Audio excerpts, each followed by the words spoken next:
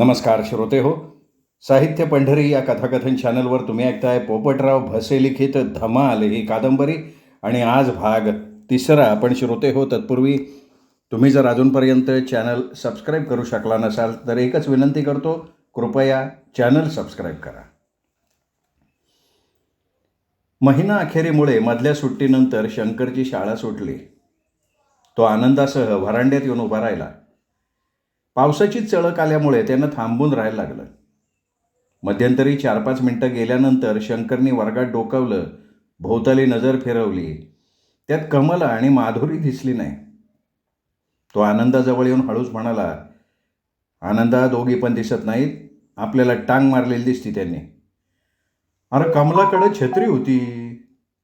त्या संतोष भुवनमध्ये जाऊन आपली वाट बघत बसल्या असतील. आनंदा, त्यांची मैत्री एक दिवस नडेला आपल्याला.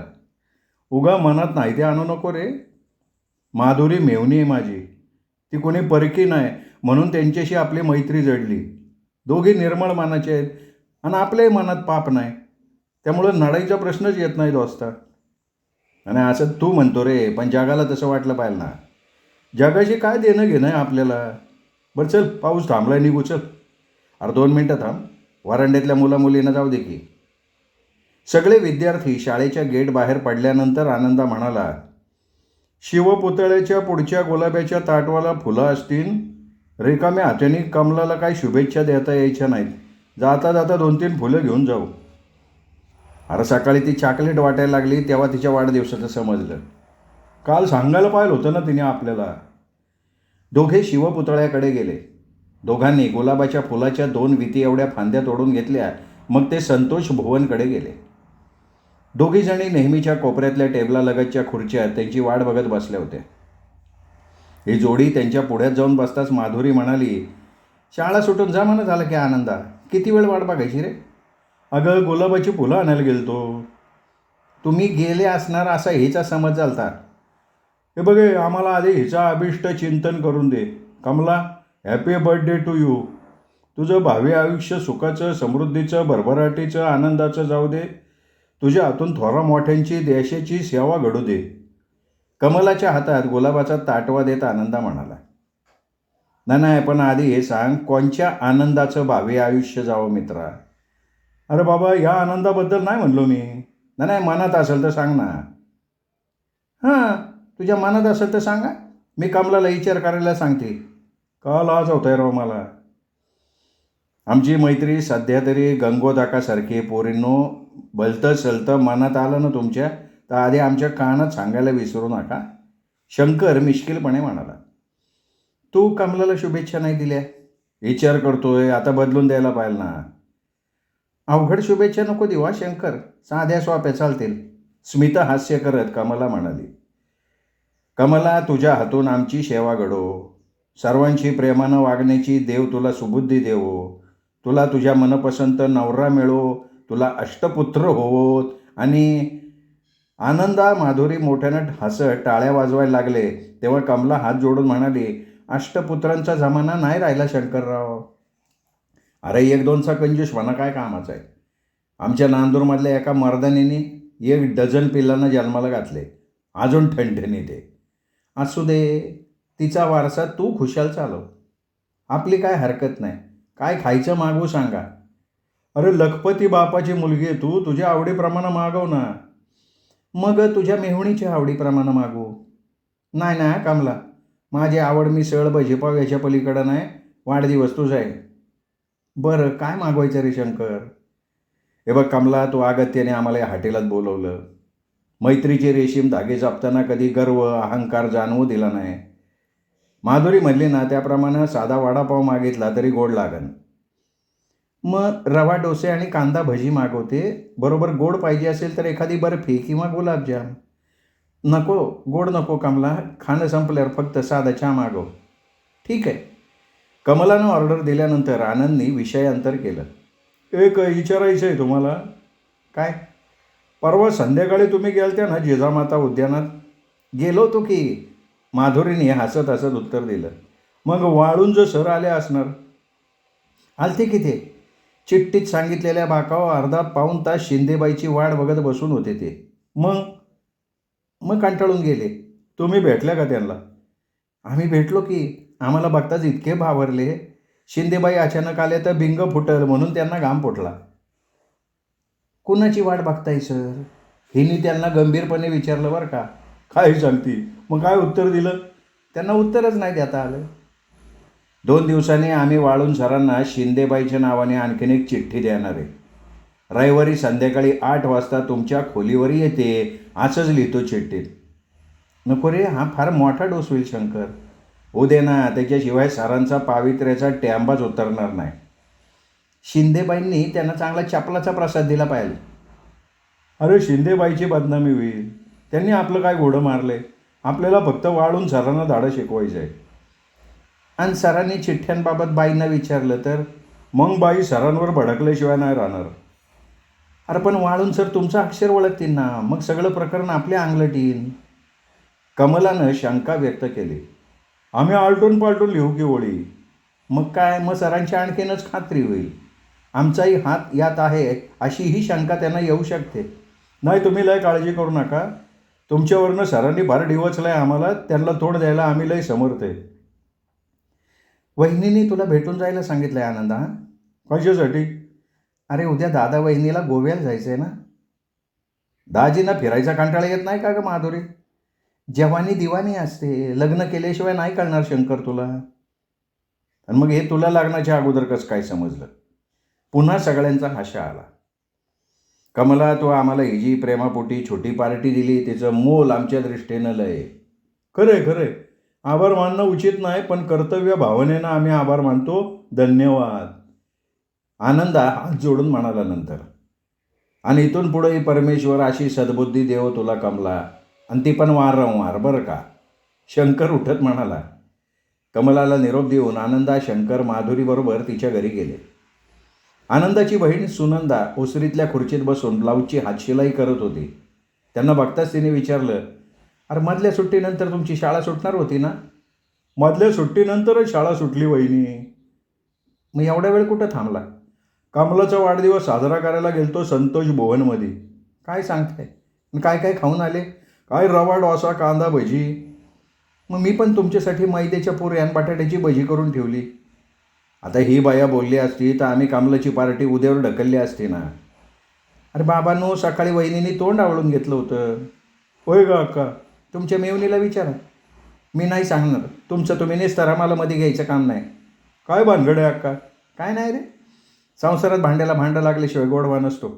सकाळी तुझ्या दाजींची थोडी फिरकी घेतली, वंसलला खरी वाटली असन. लग्न केल्याशिवाय समजत नाही माधुरी. नवरा बायकोचं भांडण आहे ना, कधी खरं मानायचं नाही. कसं आहे, एकदा त्यांची धमाल चालू झाली ना का क्षणार्धात राग रुसवे अंतर्धान पावत्यात. शंकर हसत म्हणाला. आणि त्यांचे हास्य विनोद थांबल्यावर सुनंदा म्हणाली, मी चहा ठेवते, चहाबरोबर 2 पुऱ्या खावा. आता पोटात जागाच नाही अक्का. मग तुमच्या वाटेच्या पुऱ्या कोण खाईन? रोज निम्मा भारत अर्धपोटी असतो अक्का. मजुरांपेक्षा बेघराची संख्या आपल्या समृद्ध भारतात जी असते. आम्ही उद्या गोव्याला जाणार असल्याचं वंसनकडनं तुम्हाला समजलं असेल की, सुनंदा म्हणाली. मग मी पण दादा वहिनीबरोबर धमाल करायला गोव्याला जाणार आहे असं माधुरी म्हणाली. म्हणून आम्ही तुम्हाला तो निरोप द्यायला आलो आहे बरं का. शंकर माधुरीकडे बघत गमतीनं म्हणाला. खरं काय वंश? वहिनी ह्यो एक नंबरचा थापड आहे. नाही तसं तुमच्या मनात असेल तर नाही, नको. दादाला आवडणार नाही आणि माझ्यामुळं तुमच्या रंगाचा बेरंग व्हायला नको. बरं, पावसाळ्यात तुम्ही कशी काय गोवा ट्रिप आयोजित केली अक्का? आश्चर्यच वाटते. आश्चर्य वाटण्याजोगं काय नाही शंकर. तुमच्या दाजीचं गोव्याला ऑफिसचं काम आहे. तिथं त्यांना 4 दिवस थांबायला लागणार आहे. मग बोर होऊ नये म्हणून चल म्हणले. तू पण इथं बोर झाली असती वहिनी. अशी नामी संधी तू थोडी दवडणार आहे. अरे मौज मजा करायची त्यांचे दिवसच आहेत माधुरी. दाजीप्रमाणे आमची अक्का पण रसिक आहे. काय हे मनुष्यजन्म एकदाच असतो. त्यातून तरुण पण वारं पिलेल्या वासरासारखं. जीवन उपभोगासाठी असतं म्हणून आपल्याला जागायचा काटाळा येत नाही. माणसाने ना अतृप्त राहूच नाही. संधी भेटन तेव्हा मस्तपणे धमाल करावी. लिहून ठेव सगळं हे, शंकर तिला म्हणाला. मी पण शंकरच्या माताचा आहे बरं का माधुरी. अरे तुम्ही हे वहिनीच्या ऐवजी मला का सांगताय? काय आहे, तू आता लग्नाला आली ना माधुरी, साडीने सारशात बघ, गोड नवरीपेक्षा मोठी दिसशील तू. शंकर उभा राहून म्हणाला, अरे उठला का शंकर, चहा घ्यायचा आहे. अक्काचा चहा होईपर्यंत मी एखाद्या मेडिकल दुकानाला भेट देऊन येतो. माईसाठी झेंडूबामची बाटली न्यायची मला. रविवार होता. गणपती महोत्सव 4-6 दिवसांवर आला होता. श्रावण धारांची सळसळ थांबली नव्हती. नदी नाले व्हायला लागले होते.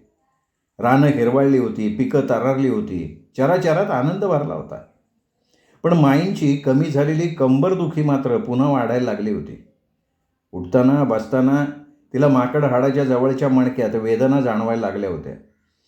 शेकवून झेंडूबाम सोडून वेदना जरी तात्पुरत्या कमी झाल्यासारख्या वाटत होत्या तरी 3-4 तासांनी पुन्हा जाणवत होत्या. उचल चाचल करणं फार अवघड होऊन बसलं होतं. सकाळी ती स्वयंपाक करत असताना सवयीप्रमाणे चुलीला पाय लावून बसलेल्या नवऱ्याला वैतागल्याचा आव आणून म्हणाली, काय धनी, काय माझ्या मरणाची वाट बघतात का? आबा बायकोला पुरते ओळखून होते. कांगावा करायची तिची खोड त्यांना पूर्ण माहिती होती, म्हणून ते शांतपणे म्हणाले, तुला काय दाढ भरली मारायला? 3 वेळा खाती पिती, गावभर मिरवती, गप्पा गोष्टी करती. मग मी काय सोंग करते का? हे कंबरदुखीनं हैराण करून टाकले मला. उठताना बसताना लय त्रास होतो. उचल चाचल नाही जमत. अहो लय वेदना चालल्या आहेत. दम लागतोय, थकवा येतोय, काय काय सांगायचं. आणखीन किती दिवस दुखणं अंगाव काढू? मी जवळ असल्यावर तुझी कंबर दुखायला लागती फैशे, माहिती नाही का मला? उगं काहीतरी बोलू नका, पोरं बसलीत बाहेर. त्यांना नाही ऐकवत मी खरं आहे ते सांगतोय. धनी, तुमच्या या खऱ्यामुळं माझा आजार लागलाय वाढायला. अहो आपल्या शंकरला आता मी सुरड फुटायला लागलंय, कळतं झालंय त्यो. कितीदा सांगायचं हो तुम्हाला? काय सांगितलं तुम्हाला? रोज रोज माझ्याजवळ निजायला येणं कमी करा. काल सकाळी मोठी बाई माझ्या आजाराच्या चौकशीला आली होती, ती पण असंच काहीतरी म्हणली. असंच काहीतरी म्हणली कमरेचा ताण कमी कर. हे बघे, धुण्या भांड्याने, स्वयंपाक पाण्याने, शेतातल्या कामाने ताण पडतो. आता काय चोपाळा टांगायचं का तुझ्यासाठी? शिवाय बोला की, का थांबला? टाळी एका हाताने नाही वाजत फशी. मला उगा खिंडीत गाठल्यावाने बोलू नका तुम्ही. काय करू सांग? हे बघा, दवा पाणी केल्या बिगर सुटका नाही. अलीकडं माझ्या डाव्या मांडीला पण मुंग्या यायला लागले. काळी सारखं धडधड करत असते. पशी गेली 25 वर्ष तुझ्याबरोबर संसार करतोय मी. पटत कसं नाही तुम्हाला? मी हातरून आला खेळून राहिली, परवडन का तुम्हाला? ते तुला तरी परवडणार आहे का? म्हणून तर दवा पाणी करायचं म्हणते ना. मग दवा पाण्याला मी कधी नाही म्हणलोय? कारणाशिवाय कशाला खर्च करायचा, हे तुमचं ठेवणीतलं वाक्य आहे. ऐकवलं ना मला. तू आहे ना, तू सत्यच पटवून घेत नाही. आता तुम्हाला बी पटत नाही, त्याला मी काय करू? आज चलती का दवाखान्यात? आज रविवार आहे धनी. रविवारी दवाखाने बंद असतात हे माहिती आहे, म्हणून होकार भरताय ना. ठीक आहे, तुझ्या समाधानासाठी उद्या सकाळी 10च्या गाडीने जाऊ. पण तवर माझा स्वयंपाक पाणी नाही उरकणार. पोरांसाठी गाणं भाऊकडनं पार्सल आणू. आणि आपण काय मुसकी घालायची का? आता आजारामुळं तुझी ताणभूक पळून गेली असणार, तुझ्या तोंडाला चव बी नसणार. मग वाया जाण्यासाठी कशाला उगा खर्च करायचा? तू चहावर भागव, मी खाईल एखाद्या हॉटेलात. माईने डोळे वाटारून नवऱ्याकडं बघितलं. आबा हसत हसत म्हणाले, डोळे वाटारू नको, खाण्यापायी मराठीशाही बुडाली. तू मला बुडवायला निघाली, यात काय आश्चर्य नाहीशे. उपासाच्या काळजीपायी तुला झोप येणार नाही, म्हणून दवाखान्याची पायरी चढण्यापूर्वी तुला मिसळपाव, भजी, जिलबी काय खायचं असेल ते खा बाई. उगा रात्रीची धुसफूस नको. कब्बर चहा ठेवू का तुमच्यासाठी? माईने खुश होऊन विचारलं. पाण्याचं नको, दुधाचं कर. चहा घेतल्याबरोबर एक काम करा दनी. नाजूक कामं दिवसाची सांगत नको जाऊ फसी. तुम्ही काय झोप येते का? कोणचं काम आहे? 8-15 दिवस लख्या कोळ्याला पाण्याच्या रोज 3-4 कावडे टाकाय सांगा. तुम्हाला नाही म्हणायचं नाही तो, बाकीचं करल मी. आबा लगेच उठले, म्हणून माईने विचारलं, आबा लगे कुठे निघाला? आता लख्याला गाठायला पाहिजे. पाटील वाड्यात गेला तर त्याची भेट नाही होऊ शकणार. आणच्या आल्यावकर दुपारी भेटेल की लख्या, कुठं पळून जातोय? अगं लख्या तुझ्याच राशीच आहे. सबबी अडचणी वाढून चाडून सांगण्यात आणि कांगाव करण्यात लय पाठायत. सगळे बलुतेदार ठेवणीतले तेरसाले. आपल्या दारापुढे एखादी बोर घेतली तर निम्मे प्रश्न मिटून जातील. तुझ्या आहे ना सुपीक डोक्यातल्या कल्पना नेहमी आपलातून असतात बरं का. काय बोरवेल घेऊन काय गावात नळ योजना चालू करायची का तुला? गिरजामाय वर्षभर वाती फसे, नालासाठी घोडा खरेदी करायचा का आता? माई खी खी करून हसायला लागली. असं हसत जाऊ नको फसे, पोरं येतील डोकवायला. आणि असं हसताना ना तू रडती असं वाटतं. लख्याला गाठ्याला आत्ता जाऊ का नको सांग? दुपारी जावं म्हणले की. आणि आजच्यासाठी पाणी रात्री पन्हाळीला भांडी लावली होती, आजच्या पुरतं भागन. ते बी खरंच आहे. घरात लक्ष असते कुठं तुमचं? त्यांचं चहा पाणी चालू असताना शंकर मधल्या दारातनं आत डोकून म्हणला, माई मी सांबा भाऊकडे जाऊन येतो. अरे पण त्यो असन का घरात? गाव सोडून कुठं जाणार माहिती हो. पण तू 12 वाजेपर्यंत अभ्यास करणार होता ना? करील की दुपारी. एका महत्त्वाच्या कामाची आठवण आली. पाणवठ्यावर मांदा भेटली होती वाटतं. माई, ब्राह्मणाच्या पंचांगात बघून माझ्या आजी आजोबांनी तुझं नाव फासाबाई ठेवलेलं दिसते. प्रत्येक बाबतीत तुझी फसगत होती का तू आम्हा सगळ्यांना बोळेपणाच्या नावाखाली फसवती तेच कळना झाले. संभा भाऊकडं अभ्यासाचं विचारायला चाललोय मी. मंदाचा काय संबंध आहे? संभाच्या आईचं नाव यसाबाई, जिला सगळं नांदूर नानी म्हणतं. ती या माईची थोरली बहीण. शंकरची मावशी अंगणात शेणसडा टाकत होती. शंकर तिला म्हणाला, अरे पावसाळ्याचे दिस आहेत मावशी. अरे बाबा अंगण लय उखडलं होतं, संभानं मगा मुरुम टाकला म्हणून शेणसडा करते. पण पाऊस आला तर समजा वाहून जाईन की. गेला तर गेला, पण असं बरं दिसत नाही अंगण. संभा भाऊ आहे ना? आहे की, माडीवर बसलाय कपड्याला इस्त्री करत. आणि मग हिरा वहिनी नव्हती काय शेणसाडा टाकाय? अरे तिच्या मागं कामं थोडी आहेत का? ती गेली धुणं धुवायला. शंकर माडीवर गेला. संभाची इस्त्री चालू होती. त्याच्याजवळ बसत शंकरने विचारलं, काय उस्मान भाई संपाव गेला काय भाऊ? अरे त्याची बायको 2 महिने माहेरी जाऊन बसली. उस्मान भाईला अन्न पाणी गोड लागत नसणार. गेला बायकोला भेटायला. 4 दिवस झाले, पत्त्याच नाही त्याचा. अहो ज्याचं जळतं त्याला कळतं संभा भाऊ. तुझं काय जळीत झालंय का? नाही, तुझ्यावर लाईट जाळायची पाळी आली ना म्हणून म्हणतो. पण काय म्हण संभा भाऊ? काय म्हणू? नाही तू नको म्हणू. तुला छान इस्त्री करता येते हे माहिती असताना मी पण एखादा ड्रेस आणला असता. का तुला इस्त्री करता येत नाही? येते, पण हे लय कंटाळवानं काम आहे भाऊ. कामं सगळीच कंटाळवाणी असते शंकर. सकाळी नानीनं अंगणात मुरुम टाकाय सांगितलं, नंतर कावडीच्या 3 खेपा करायला लागल्या, मग चोप म्हणली. शेणसाडा टाकतोस का बी म्हणाली असन. हा ना, मग इस्त्रीच्या निमित्ताने आलो वरती. बोल बोल बोल, तू काय काम काढलं? भाऊ एक नाजूक काम घेऊन आलो आहे. नाजूक? तू केव्हापासून हे कामं करायला लागला बाबा? तुझ्या फायद्यासाठीच करायला लागले. मला माझा फायदा तोटा कळत नाही वे. आता तुला फायदा तोटा कळत असता तर मी कशाला या फांदात पडलो असतो. तू फक्त शहाणा नाही, तू नानासारखा 1.5 शहाणा आहे. अरे बापाबद्दल असं नाही बोलू भाऊ. या नानाबद्दल नाही बोलत आहे मी पेशवा इथल्या नाना फडणवीसाबद्दल बोलतोय. मी बोलू का नको संभा भाऊ? नको म्हणत असला तोंड न उघडता खाली जातो. काही एवढा एक उद्योग नाही मला. अरे बाबा तुला हाकलून लावण्यासाठी नाही म्हणलो मी. मग कशासाठी म्हणला? लय डोकं का तो भाऊ तू. बोल बोल, मला पटन असं बोल. तुला पटन असं मग अवघड आहे भाऊ. काय अवघड आहे रे? इस्त्रीचं बटन बंद करून सांबाने विचारलं. हेच तुला पार्टनर? अरे लय पाल हळा लावतो राव तू. मुद्द्याचं बोल की, मला बाहेरगावी जायचं आहे. मोटरसायकलवर जाणार असेल. गाड्या वेळेवर नाही मिळत. तू काही श्रावण पाळला होता का भाऊ? दाढी बेडप दिसायला लागली. दाढी घोटून इस्त्रीची कपडं घालून विशेष मोहीम दिसती. कुणाला सोबतीला घेऊन जाणार आहे? येतो का तू सोबतीला? नाही, माझी कंपनी नाही चालणार भाऊ तुला. कोणचं पाखरू लावलं गाळाला?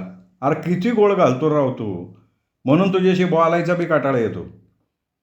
भाऊ मंदा 2दा भेटली मला. वाटलंच होतं. काय कागाळ्या केल्या? तू शांतपणे ऐकून घेणार असला तर सांगतो. शांतपणाचा आणखीन एखादा उपप्रकार आहे काय? गैरसमज नको करून घेऊ भाऊ. हे बघ, गोडीने समंजसपणाने कोणचा बी अवघड प्रश्न सुटतो. ठीक आहे, सांग. तुझं प्रेम बेगडी आहे, मतलबी आहे असं मंदा 2 वेळा म्हणाली.